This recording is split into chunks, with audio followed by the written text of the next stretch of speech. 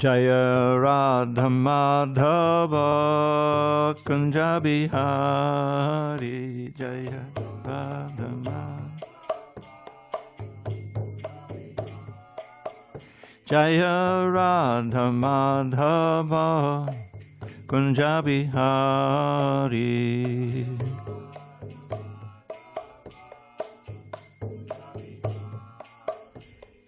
Gopi Janavallabha Girivardhari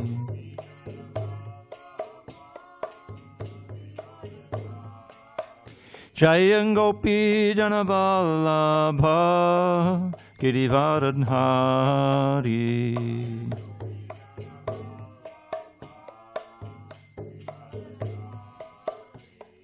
Yashodanandana Bhajana Ranjana Yashodanandana Bhajana Ranjana Yamuna Tira Vanachari Yamuna Tira Vanachari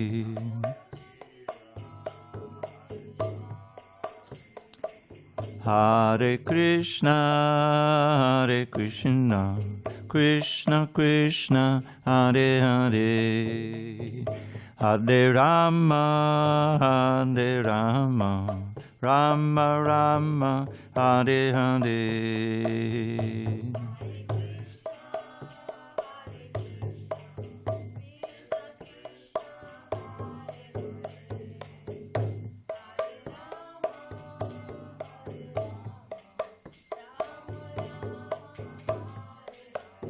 Hare Krishna, Hare Krishna, Krishna Krishna, Hare Hare, Hare Rama, Hare Rama, Rama Rama, Hare Hare.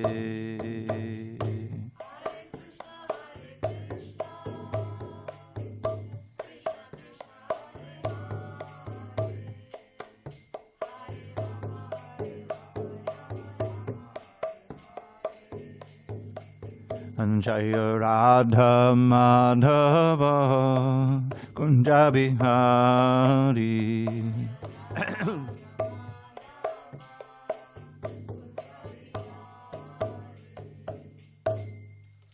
Jaya Om Vishnupad Paramahansa Paravajakacharya Ashtotar Sri Srimad His Divine Grace Srila A.C. Bhaktivedanta Swami Prabhupada Ki Jai.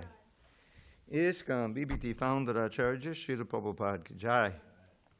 Jai Om Vishnupad Paramahansa Paravajakacharya Ashtotar Sri Srimad His Divine Grace Srila Bhakti Siddhanta Saraswati Thakur Ki Jai. Ananta Koti Vaishnavinda Ki Jai. Namacharya Srila Haridas Thakur Ki Jai. Srimad Bhagavad-gītā Ki Jai. Samaveda Bhaktivinoda Ki Jai. All glories to the assembled devotees. All glories to the assembled devotees. All glories to the assembled devotees. All glory to Shri Guru and Gauranga. Okay.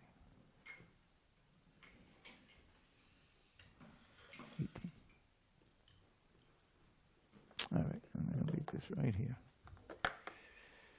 All right. All right, up here. Om Namo Bhagavate Vasudevaya. Om Namo Bhagavate Vasudevaya. Om Namo Bhagavate Vasudevaya.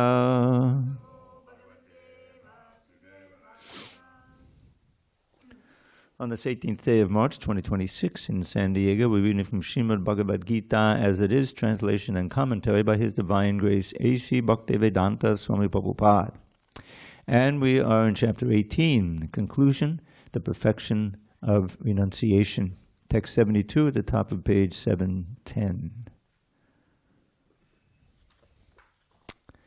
Kachid etat chutam partha Kṛṣṇa tachutam partha tvayakagrena cetasa tvayakagrena cetasa kṛṣṇa ajnana sammoha pranashtas te dhananjaya. Oh, I'm sorry. Kṛṣṇa ajnana sammoha pranataste dhananjaya. Pranashtas. Okay, I get it. Kṛṣṇa tachutam partha tvayakagrena cetasa kṛṣṇa ajnana sammoha pranashtaste dhananjaya. Kṛṣṇa tachutam partha tvayakagrena cetasa kṛṣṇa ajnana sammoha pranashtaste dhananjaya. Kṛṣṇa tachutam partha tvayakagrena cetasa kṛṣṇa ajnana sammoha pranashtaste dhananjaya. Bhakta Jeff. Kṛṣṇa tachutam partha tvayakagrena cetasa kṛṣṇa ajnana sammoha pranashtaste dhananjaya. Go ahead, Amy. Kṛṣṇa tachutam partha tvayakagrena cetasa kṛṣṇa ajnana sammoha pranashtaste dhananjaya. Kṛṣṇa tachutam partha tvayakagrena cetasa kṛṣṇa ajnana sammoha pranashtaste dhananjaya. Vanessa, you there? Guess not tonight. Okay. Kṛṣṇa, whether, etat, this, shrutam, heard, partha, O son of Pritha, tvaya, by you, eka, agrena, with full attention, cetasa, by the mind, kṛṣṇa, whether, ajnana, of ignorance, sammoha, the illusion, pranashtaha, dispelled, te, of you, dhananjaya, O conqueror of wealth, Arjuna. Translation. Lord Krishna said to Arjuna, O son of Pritha, O conqueror of wealth, have you heard this with an attentive mind? And are your ignorance and illusion now dispelled? Purport. The Lord was acting as the spiritual master of Arjuna. Therefore, it was his duty to inquire from Arjuna whether he understood the whole Bhagavad Gita in its proper perspective. If not, the Lord was ready to re-explain any point or the whole Bhagavad Gita, if so required. Actually, anyone who hears the Bhagavad Gita from a bona fide spiritual master like Krishna or his representative will find that all his ignorance is dispelled. The Bhagavad Gita is not an ordinary book written by a poet or a fiction writer. It is spoken by the Supreme Personality of Godhead. Any person fortunate enough to hear these teachings from Krishna or from his bona fide spiritual representative is sure to become a liberated person and get out of the darkness of ignorance. Om Jnana Timirandasya Jnanandana Shalakaya Chakshu Unmilitam Mena Tasmai Shri Gurave Namaha. I was born in the darkness of ignorance, but my spiritual master Srila Prabhupada opened my eyes with the torchlight of knowledge. I offer my humble obeisance unto him and all members of Shri Parampara. That verse is the first verse in the class. It's exactly what this is all about. Om Jnana Timirandasya. Okay, so Krishna is asking Arjuna now whether he's heard everything carefully, and if not, he's ready to speak it again. Everyone would have to wait. All the soldiers would have to wait another 2 hours or however long it took him. So, this is the concern of the spiritual master, is that his teachings are getting through, that they're being absorbed properly and understood. And that's why this word that comes up again, you probably heard it, the different forms, shu-shu-sho, that like, of hearing. And Prabhupada, the very second verse of the Bhagavatam, you find this verse at the end, on the last line. And it means the proper attitude of hearing the words coming directly from the Shastra, spoken by the Guru, like that. Because that hearing, attentive hearing, that's what Prabhupada defined this word often as submissive oral reception. Submissive means that you're not saying, well, that sounds right, but that doesn't sound right. I don't think that's right. Come on. I'm going to take notes and then I'll refute this. No, it's just receptive. Sometimes you say ardent hearing. Ardent hearing, you're really hanging on every word. You're eager to hear, you want to learn, you trust the source of knowledge. That's the main thing, is that you really feel that this is a bona fide source of knowledge that can be transformative in my life for the good. So that is what Krishna is asking Arjuna. Have you heard my teachings in this way?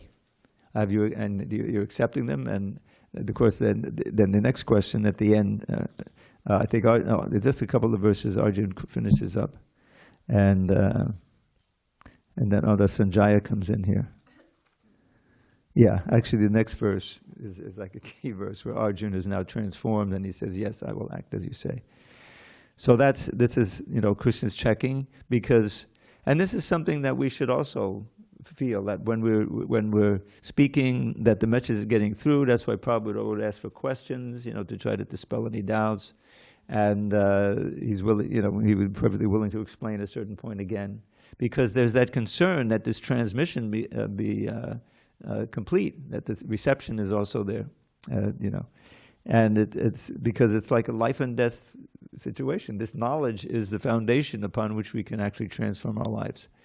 This is the I like to chant this verse, Manasitapane dushte labdapatos mi dushte timandagahana rupe hanta sangsara kupe ajitanikala daksha he tamuddara daksha mupanayama haste bhakti rajum namaste. It's got a nice beat to it.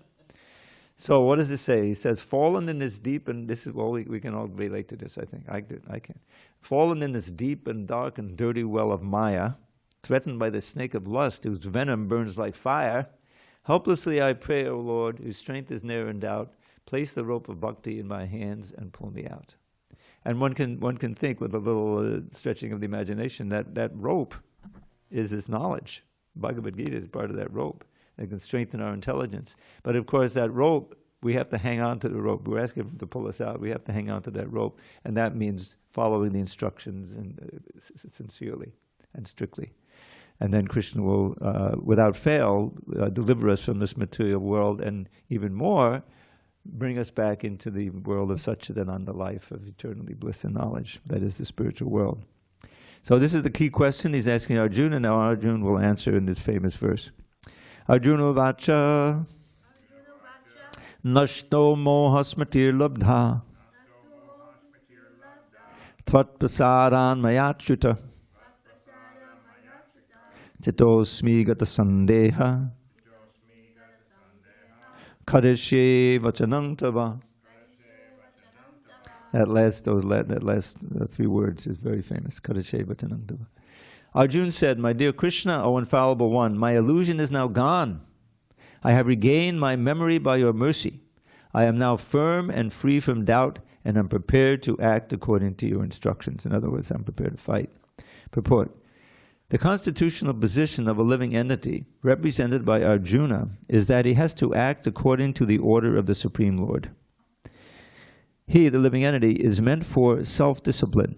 Sri Chaitanya Mahaprabhu says that the actual position of the living entity is that of eternal servant of the Supreme Lord. Forgetting this principle, the living entity becomes conditioned by material nature. But in serving the Supreme Lord, he becomes the liberated servant of God. The living entity's constitutional position is to be a servitor. He has to serve either the illusory Maya or the Supreme Lord. If he serves the Supreme Lord, he is in his normal condition. But if he prefers to serve the illusory external energy, then certainly he will be in bondage. In illusion, the living entity is serving in the material world. He is bound by his lust and desires, yet he thinks of himself as the master of the world. This is called illusion. When a person is liberated, his illusion is over, and he voluntarily surrenders unto the Supreme to act according to his desires. The last illusion, the last snare of Maya to trap the living entity, is the proposition that he is God. The living entity thinks that he is no longer a conditioned soul, but God. He is so unintelligent that he does not think that if he were God, then how could he be in doubt? That he does not consider. So that is the last snare of illusion. Actually, to become free from the illusory energy is to understand Krishna, the Supreme Personality of Godhead, and agree to act according to his order. The word moha is very important in this verse. Moha refers to that which is opposed to knowledge. Actually, real knowledge is the understanding that every living being is eternally a servitor of the Lord. But instead of thinking oneself in that position, the living entity thinks that he is not a servant, that he is the master of this material world, for he wants to lord it over the material nature. That is his illusion. This illusion can be overcome by the mercy of the Lord or by the mercy of a pure devotee. When that illusion is over, one agrees to act in Krishna consciousness. Krishna consciousness is acting according to Krishna's order. I'm going to read that again. Krishna consciousness is acting according to Krishna's order. A conditioned soul, illusioned by the external energy of matter, does not know that the Supreme Lord is the Master who is full of knowledge and who is the proprietor of everything. Whatever he, the Lord, desires, he can bestow upon his devotees. He is the friend of everyone, and he is especially inclined to his devotee. He is the controller of this material nature and of all living entities. He is also the controller of inexhaustible time, and he is full of all opulences and all potencies. The Supreme Personality of Godhead can even give himself to the devotee. One who does not know him is under the spell of illusion. He does not become a devotee, but a servitor of Maya. Arjuna, however, after hearing the Bhagavad Gita from the Supreme Personality of Godhead, became free from all illusion. He could understand that Krishna was not only his friend, but the Supreme Personality of Godhead. And he understood Krishna factually. So, to study the Bhagavad Gita is to understand Krishna factually. When a person is in full knowledge, he naturally surrenders to Krishna. When Arjuna understood that it was Krishna's plan to reduce the unnecessary increase of population, this I think has been edited. It's not just the increase of population, it's the increase of demonic population. Decrease of,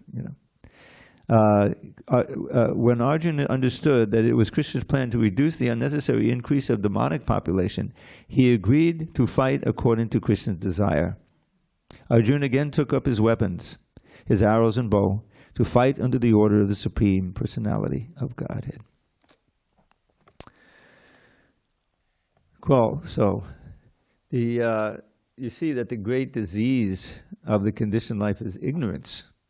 In ignorance, you're helpless.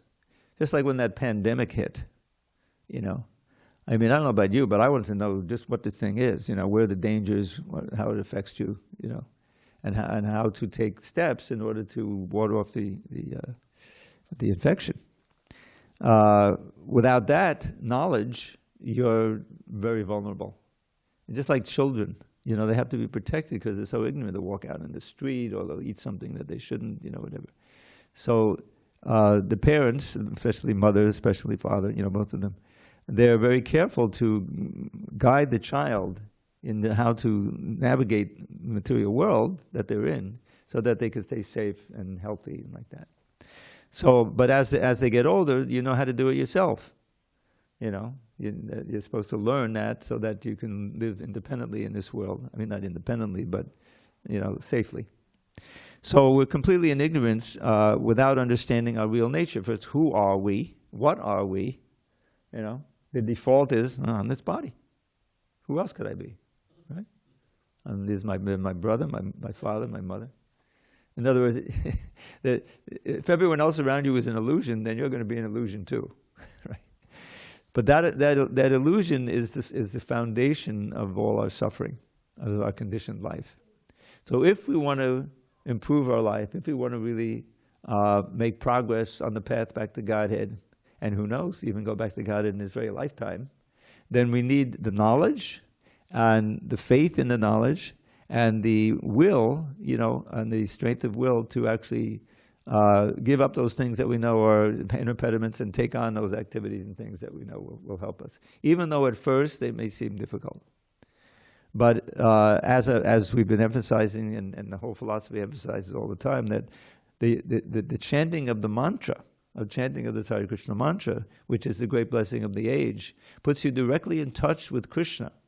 And with that faith, that when you chant Hare Krishna, Krishna Krishna, Hare Hare, Hare Rama, Rama Rama, Hare Hare, that Krishna is actually there in the sound of his name.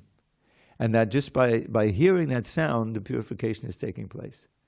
And if we actually try it and we make the experiment, we'll feel a transformation. We'll feel more peace, we'll feel less fear, we'll feel the pushings and the pullings of things that we know are bad for us are slackened, I mean, just recalling my life, I mean, so many years ago when I was late teens and early 20s, there were so many things I was doing that was bad for me, the standard thing. Thank God I never got deeply involved in drugs, which can terminally damage your brain, I was smoking marijuana, but it's like for a couple of years. But so many of my contemporaries were just wrecking their lives. I remember when I lived just less than a block away from the temple, down the alleyway, across doors, and then halfway. I lived there with Gangeya for about 4 or 5 years. And right next to us was a house that we heard or we could see there was some cocaine dealing going on in there, some drug, and I think it was cocaine. And I would see every so often I would happen to see pulling up to the back of the in the alleyway to pick up some poor guy, young guy, who was in the. Did you know that? He was in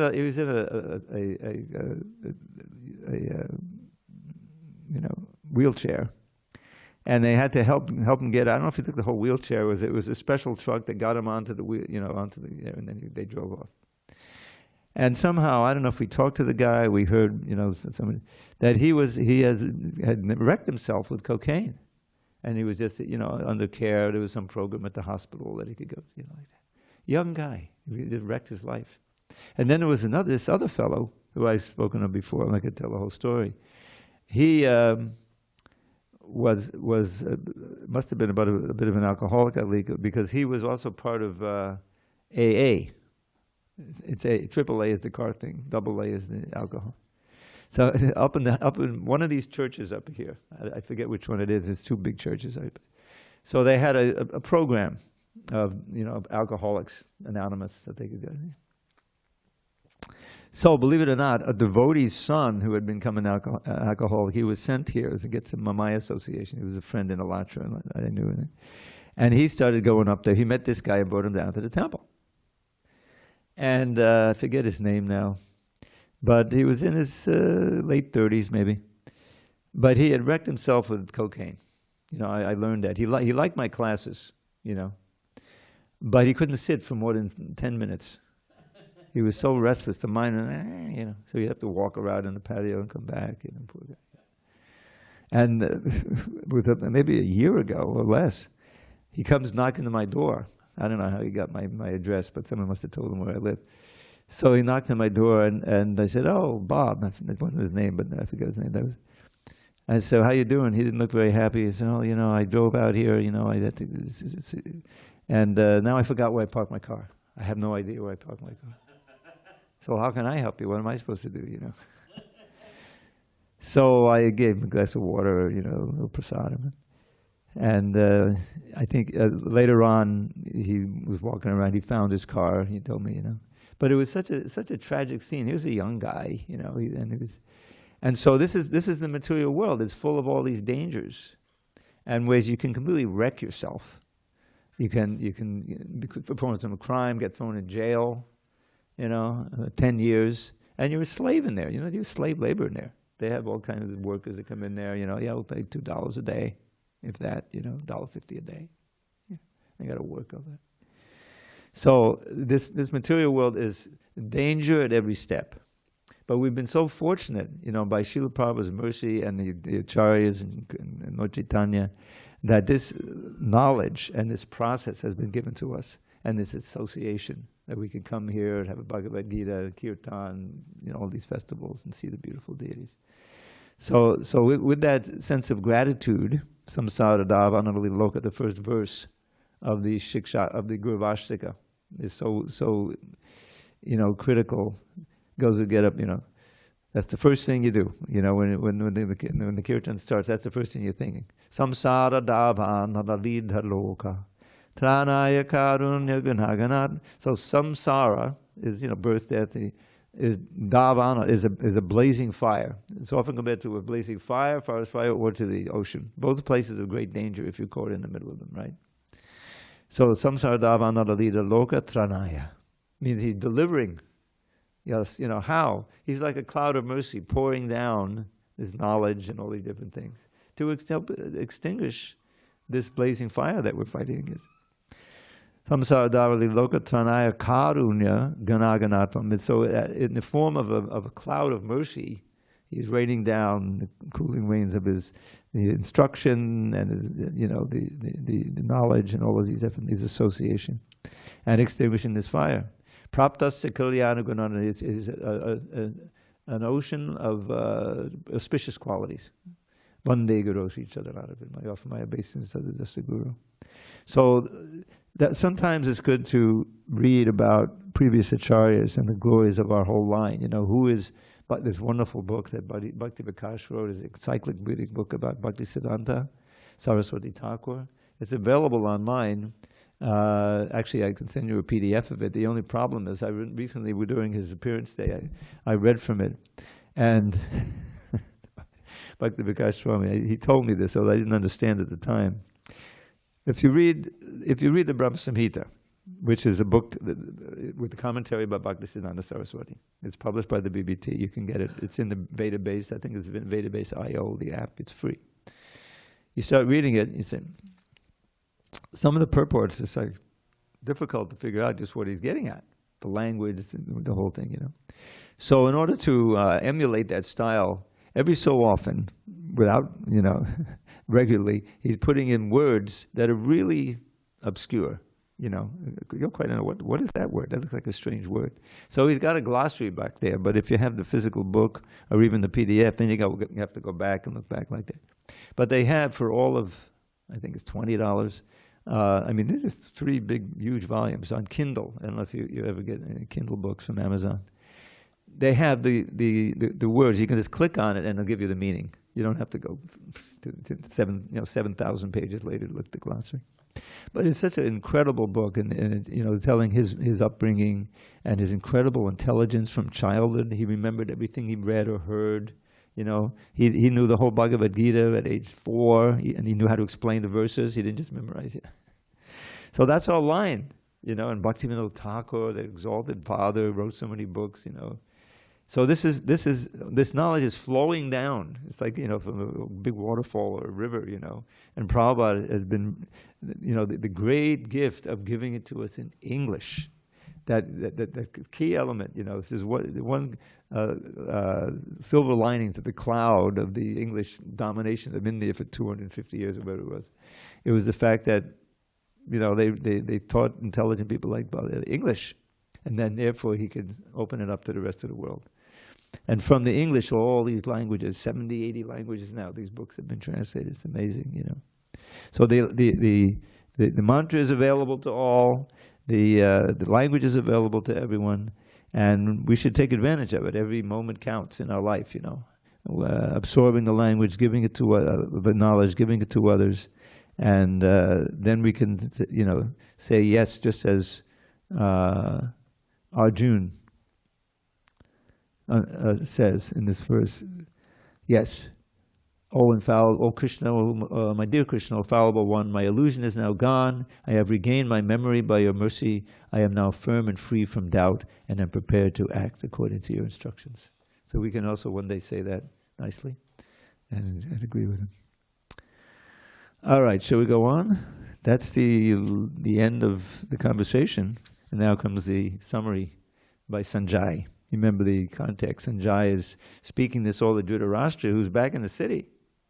You know, they're not on the battlefield, but Sanjaya had this mystic power to be able to see and hear at a distance. So he heard the whole thing and related it to Dhritarashtra, who's sitting at home. Okay, Sanjaya Uvacha. Ityaham Vasudevasya Partasya cha Mahatmanaha Samvadamimam Ashrausham Adbhutam Romaharshanam. Sanjaya said, thus have I heard the conversation of two great souls, Krishna and Arjuna, and so wonderful is that message that my hair is standing on end. Purport. In the beginning of the Bhagavad Gita, Dhritarashtra inquired from his secretary Sanjaya, what happened on the battlefield of Kurukshetra? The entire study was related to the heart of Sanjaya by the grace of his spiritual master Vyasadeva. He thus explained the theme of the battlefield. The conversation was wonderful because such an important conversation between two great souls had never taken place before and would not take place again. It was wonderful because the Supreme Personality of Godhead was speaking about himself and his energies to the living entity Arjuna, a great devotee of the Lord. If we follow in the footsteps of Arjuna to understand Krishna, then our life will be happy and successful. Sanjaya realized this, and as he began to understand it, he related the conversations to Dhritarashtra. Now it is concluded that wherever there is Krishna and Arjuna, there is victory. That will come in a couple of verses. That's the last verse it does describe. So this is the wonderful message of the Bhagavad Gita. And Prabhupada is glorifying the Bhagavad Gita, and his purport is it never will be spoken again, but it will be spoken again. By those who take. Prabhupada gave us a chance. He took this Devanagari, which I assume none of us in this room can read, and he made it so that we can chant the nice verses, which are important to chant, and then he explained each word, and then he translated, and then he gave a purport according to previous charyas. You'll find, also in the Baladev Vijabhushan. So it's a great gift. Text 75. Vyasa prasada chutavan etad guyam aham padam yogam yogeshwarat krishnat sakshat katayatak swayam. By the mercy of Vyas, Sanjaya is still speaking, by the mercy of Vyas, I have heard these most confidential talks directly from the master of all mysticism, Krishna, who was speaking personally to Arjuna. Purport. Vyas was the spiritual master of Sanjaya, and Sanjaya admits that it was by Vyasa's mercy that he could understand the Supreme Personality of Godhead. This means that one has to understand Krishna not directly, but through the medium of the spiritual master. The spiritual master is the transparent medium, although it is true that the experience is still direct. This is the mystery of the disciplic succession. When the spiritual master is bona fide, then one can hear the Bhagavad Gita directly as Arjuna heard it. There are many mystics and yogis all over the world, but Krishna is the master of all yoga systems. Krishna's instructions is explicitly stated in the Bhagavad Gita. Surrender unto Krishna. One who does so is the topmost yogi. This is confirmed in the last verse of the 6th chapter. Yogi nama bisarvesham. So I'll know that one by heart. Yogi nama bisarvesham madgaten antaratmana shraddhavam vajate yomam same yuktadamo mataha. Oh Arjuna, I consider that yogi who is always thinking of me within his heart, sarvesham madgaten antaratma, and is always worshiping me with great and transcendental faith. And bhajate implies love and devotion. I consider that yogi to be the highest and very dear to me. So that's what is being referred to here. Narada is the direct disciple of Krishna and the spiritual master of Vyasa. Therefore, Vyasa is as bona fide as Arjuna because he comes in the disciplic succession, and Sanjaya is the direct disciple of Vyasa. Therefore, by the grace of Vyasa, Sanjaya's senses were purified, and he could see and hear Krishna directly. One who directly hears Krishna can understand this confidential knowledge. If one does not come to the disciplic succession, he cannot hear Krishna. Therefore, his knowledge is always imperfect, at least as far as understanding the Bhagavad-gītā is concerned. In the Bhagavad-gītā, all the yoga systems, karma yoga, jnana yoga, and bhakti yoga, are explained.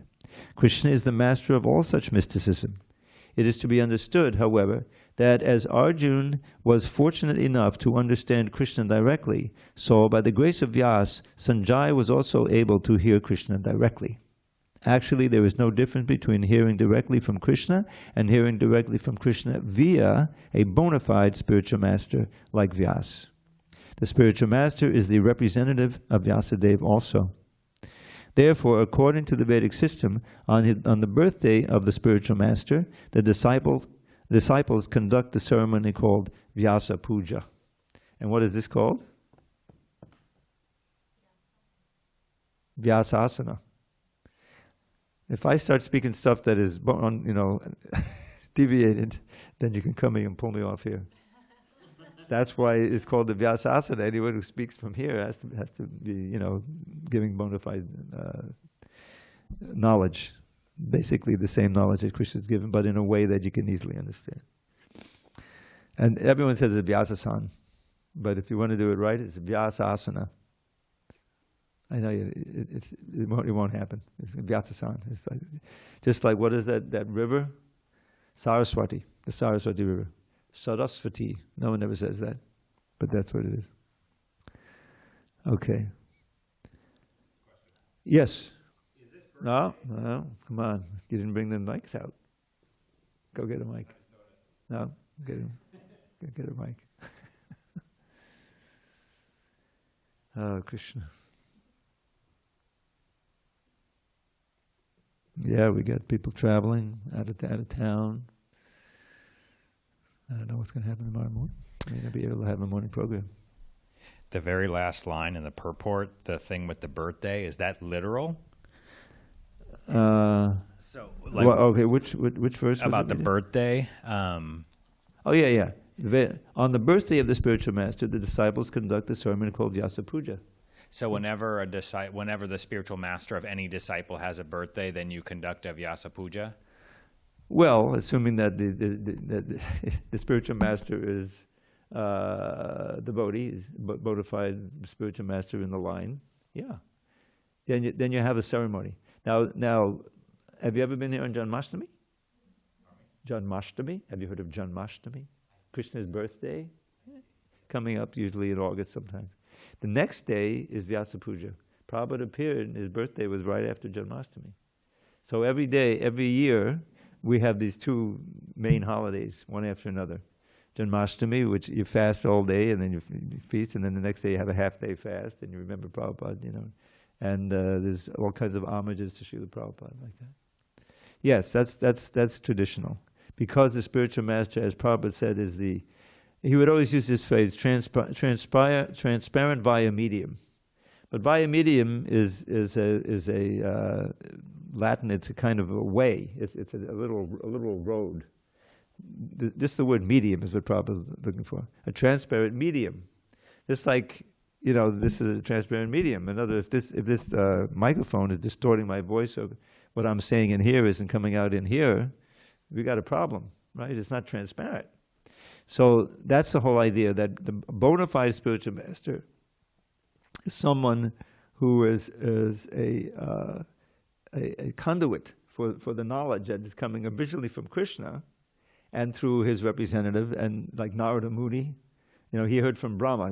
Brahma heard from Krishna, Narada heard from Brahma, Vyasa heard from Narada, and down. You find the disciplic succession at the end of the introduction here. There's like 40 or 50 names in there. And within that is, Krishna is the top, and then you'll find also Lord Chaitanya. He's part of that disciplic succession, although he's God himself. He took a role like that.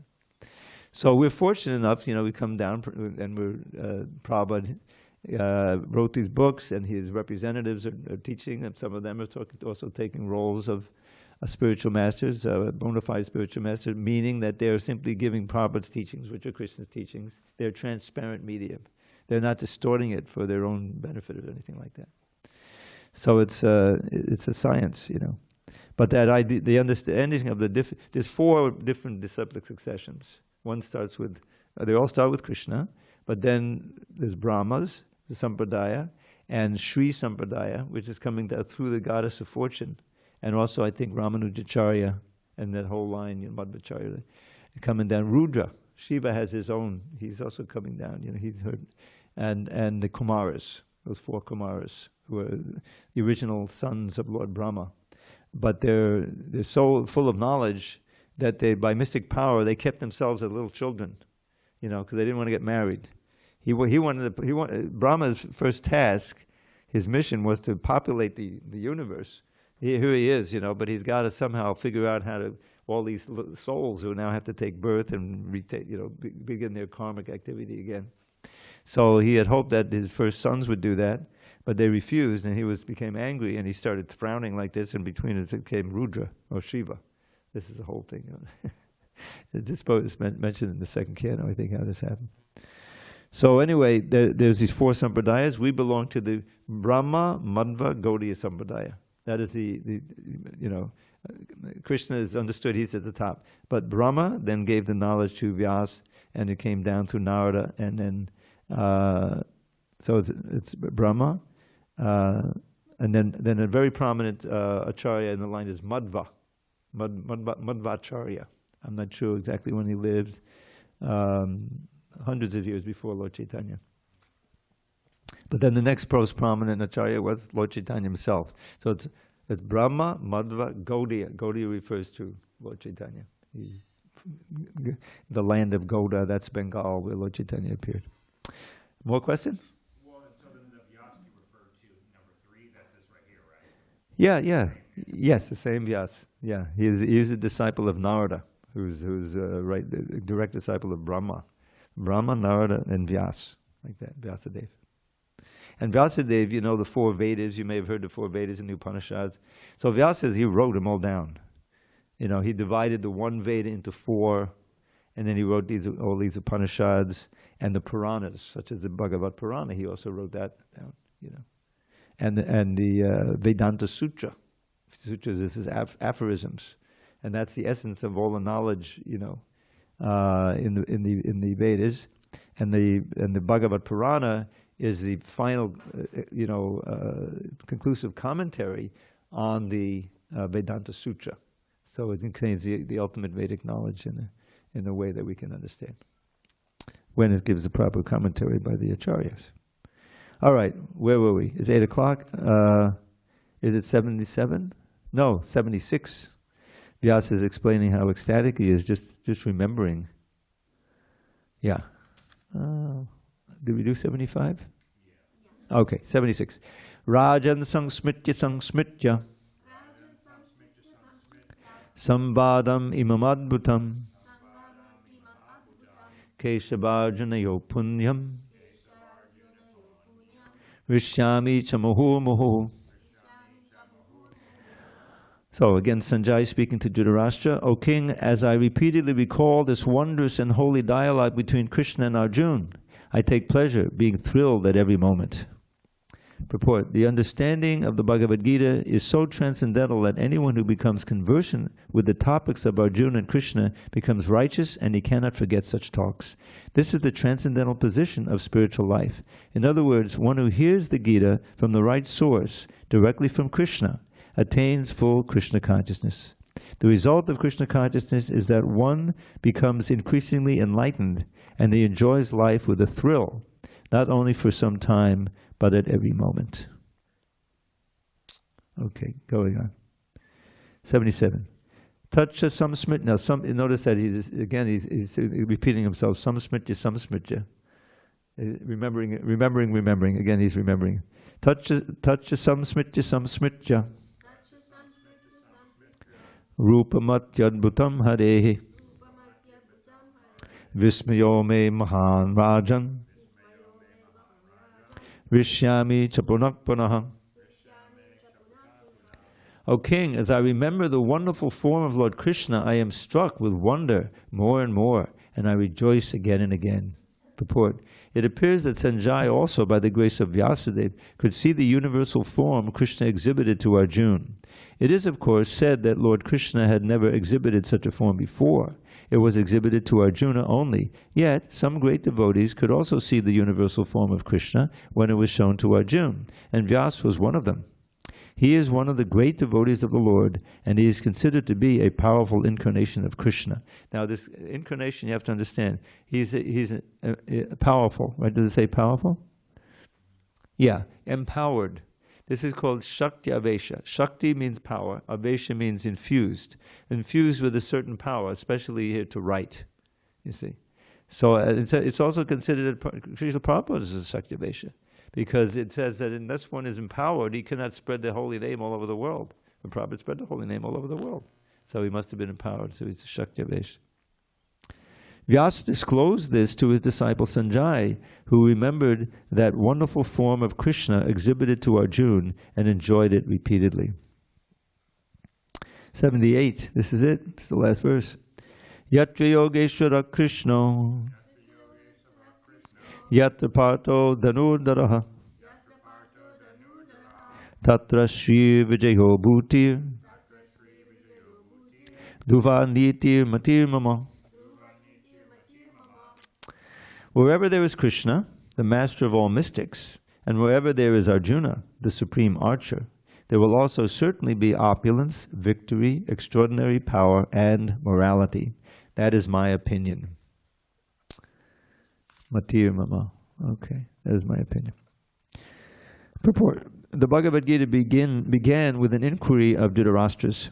He was hopeful of the victory of his sons, assisted by great warriors like Bhishma, Drona, and Kṛṣṇa. He was hopeful that the victory would be on his side, but after describing the scene on the battlefield, Sanjaya told the king, okay, on his side. But after Sanjaya had described the scene on the battlefield, Sanjaya now told the king, "You are thinking of victory, but my opinion is that where Krishna and Arjuna are present, there will be all good fortune." He directly confirmed that Dhritarashtra could not expect victory for his side.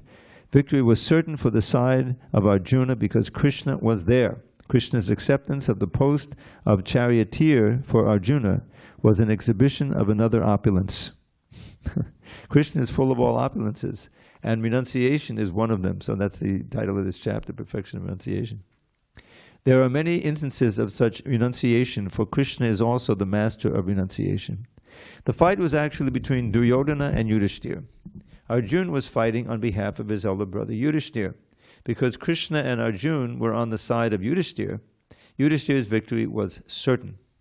The battle was to decide who would rule the world, and Sanjaya predicted that the power would be transferred to Yudhishthira. It is also predicted here that Yudhishthira, after gaining victory in the battle, would flourish more and more because not only was he righteous and pious, but he was also a strict moralist.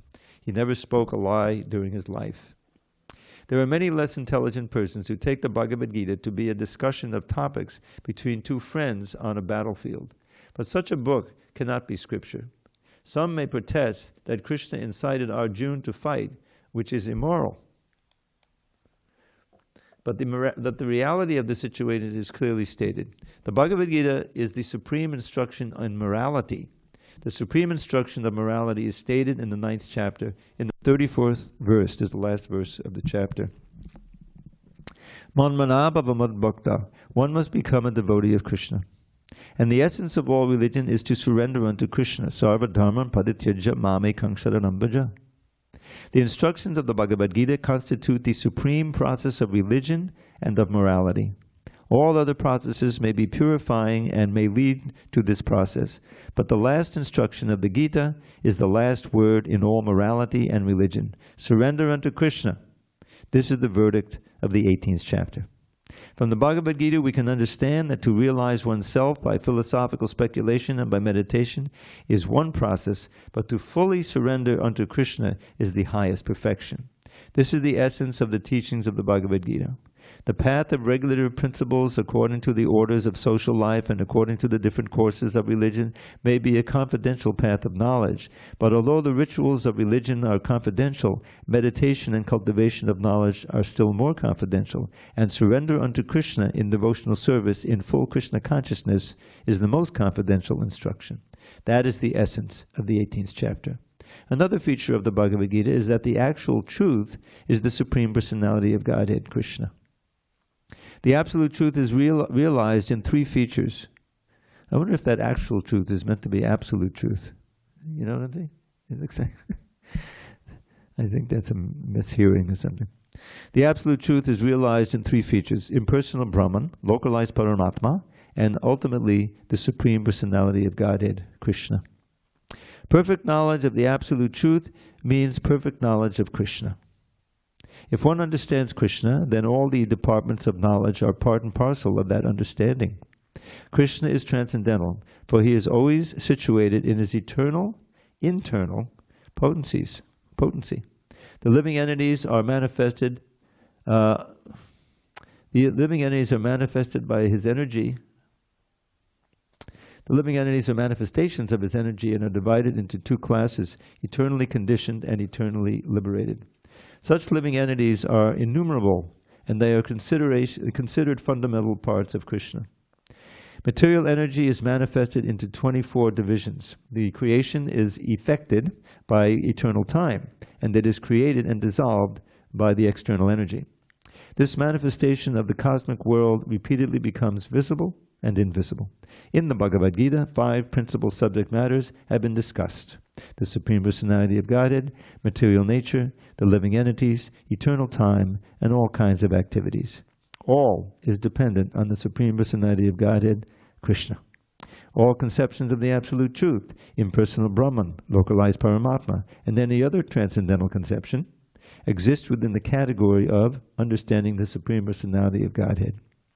Although superficially the Supreme Personality of Godhead, the living entity, material nature, and time appear to be different, nothing is different from the Supreme. But the Supreme is always different from everything. Lord Chaitanya's philosophy is that of, quote, inconceivable oneness and difference, close quote. This system of philosophy constitutes perfect knowledge of the absolute truth. The living entity in his original position is pure spirit. He is just like an atomic particle of the Supreme Spirit. Thus Lord Krishna may be compared to the sun, and the living entities to sunshine. Because the living entities are the marginal energy of Krishna, they have a tendency to be in contact either with the material energy or with the spiritual energy. In other words, the living entity is situated between the two energies of the Lord, and because he belongs to the superior energy of the Lord, he has a particle of independence. By proper use of that independence, he comes under the direct order of Krishna. Thus he attains his normal condition in the pleasure-giving potency. Thus end the Bhaktivedanta purports to the 18th chapter of Srimad Bhagavad Gita in the matter of its conclusion, the perfection of renunciation. Hari Bol. You definitely heard him. I don't think, did you miss any classes? Turn the whole thing. He's heard it again and again. So congratulations. We've gone through it again. So we have plenty of time. We have 5 minutes. All right, we'll begin again tomorrow, right? No, not tomorrow. Monday. I'm sorry. Sorry. But we have 5 minutes, according to my clock. So we'll wind up with a poem or two. By the way, I didn't know that it was available on YouTube, but in 2017, that's 9 years ago, I did a forum with Garuda Prabhu in the LA temple just before the Rath Yatra on the changes in the books. Now, I don't know if you've come across that issue, of all the changes, the editing, the revisions of the books, but it's a big issue out there. And when I first saw that they said, you know, Garuda and Dravida, and I said, oh boy, there's another one. But that I realized, oh, this is the forum that we did in 2017, in which Garuda, at that time, when he did that recording, was a very supporter and proponent of the revisions that we made. So anyway, I'll find the link to it if you're interested, and you can check it out, because it's a big issue. People are all up in arms about it. But I can show you, some of the revisions that were made that obviously had to be made. It's crazy to think, I'll just read that book that Prabhupada accepted in 1972, the Bhagavad Gita, and I'll be fine, You won't be fine. There are many things in there that Prabhupada did not approve and would not approve. But we have 3 minutes, so let's do a nice little poem for dessert. Let's see. Okay. Well, here, the first verse of the Tribhangi Chanda Stava. I don't know if you've heard this before, Bhushan. All right. Just get ready to snap your fingers, because it's got quite a beat to it. Yamala jana bandana mashata dandana mahigan jana ganala sabadam pachupada padandana babasata kandana batisunda manabinda kadam Vadagoba vadu jana vidichata pujana muduku jana namavena dadam smadanama vachakshana makalavalakshana tanalakshana matidakshadam. Could you tell what it means? You know Sanskrit, not to me. You broke the two Yamalajun trees. You loved to delight your pure devotees. You crushed the pride of the Kaliya snake with your prancing dance in the Yamuna lake. You're the coward's prince and the life and You're the coward's prince and the life and soul. To serve you with love is their only goal. In the caves you meet the gopis fair and enjoy sweet loving pastimes there. You're dashing, clever, and most debonair. Your lotus hands give blessings rare. To worship you again and again is the way of the wives of the cowherd men. When the gopis hear the flute you hold, their passion grows 1,000-fold. Of amorous joking you're the king, indeed you're skilled at everything. Now there's 4 more verses, which just have little meditations on Krishna. If you chant them with understanding the meaning, you have to be absorbed in Krishna. So this is Rupa Goswami, a sample of his wonderful poesy. All glory to Srila Prabhupada. And we'll see you again tomorrow, or at least up on Monday. Okay.